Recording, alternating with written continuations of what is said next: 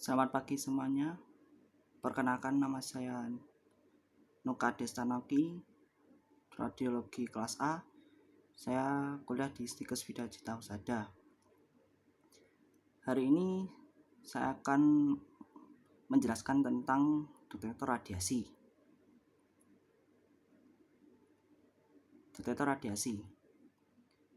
Detektor radiasi merupakan satu bahan yang peka terhadap radiasi, yang bila dikenai radiasi akan menghasilkan tanggapan.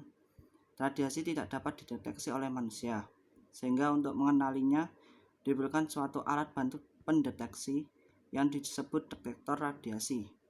Radiasi dapat berinteraksi dengan materi yang dilaluinya melalui proses ionisasi, eksitasi, dan lain-lain. Ada beberapa jenis detektor yang secara spesifik mempunyai kemampuan untuk melacak keberadaan jenis radiasi tertentu.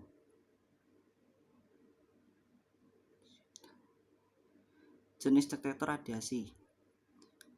Jenis detektor radiasi terdapat 7 detektor, yaitu detektor isian gas, kedua detektor kamar ionisasi, 3 detektor proporsional, 4 detektor Geiger-Müller, 5 detektor sinitalis, 6 detektor scintillator, dan yang ketujuh yaitu detektor semikonduktor.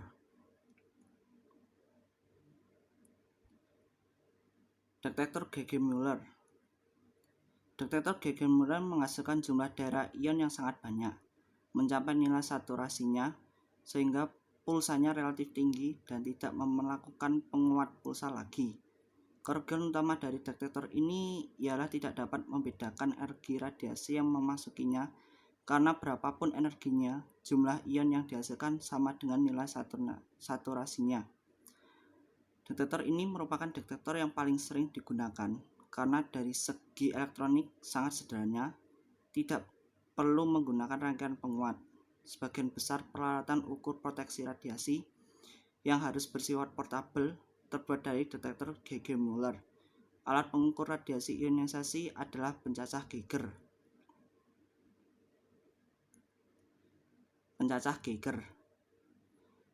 Geiger atau disebut juga pencacah Geiger-Müller adalah sebuah alat pengukur radiasi ionisasi. Pecahan Geiger bisa digunakan untuk mendeteksi radiasi alfa dan beta. Sensornya adalah sebuah tabung Geiger-Müller, sebuah tabung yang diisi oleh gas yang akan bersifat konduktor ketika partikel atau foton radiasi menyebabkan gas atau yang umumnya disebut argon menjadi konduktif.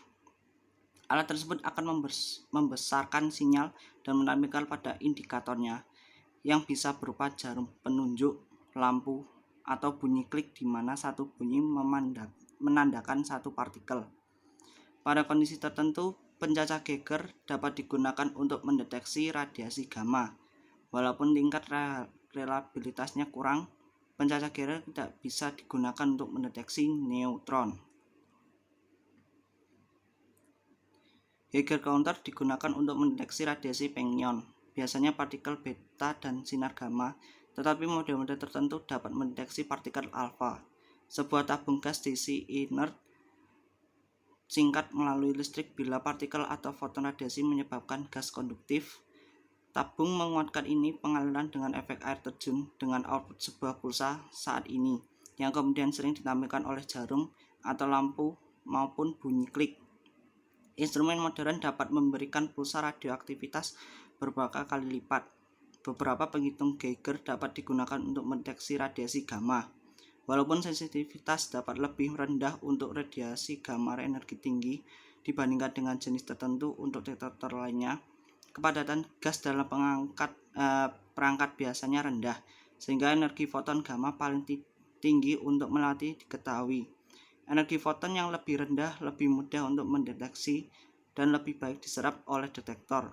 Contohnya adalah X-ray tube pancake Geiger. Counter kilau bagus alfa dan beta juga ada, tetapi Geiger detektor masih menarik sebagai tujuan umum alfa maupun beta maupun gamma portable kontaminasi dan instrumen laju dosis. Karena biaya rendah dan akal sehat, sebuah variasi dari tabung Geiger digunakan untuk mengukur neutron, mana gas yang digunakan adalah boron trifluorida dan moderator plastik digunakan untuk memperlambat neutron.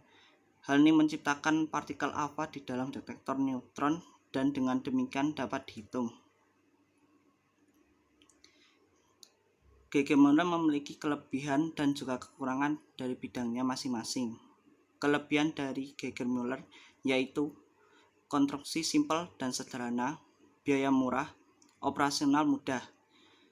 Dan kekurangan dari G.G. Muller yaitu tidak dapat digunakan untuk spektroskopi karena semua tinggi pulsa sama. Efisiensi detektor lebih buruk jika dibandingkan dengan detektor jenis lain. Resolusi detektor lebih rendah, waktu mati besar, terbatas untuk laju cacah yang rendah. Demikian dari saya, terima kasih.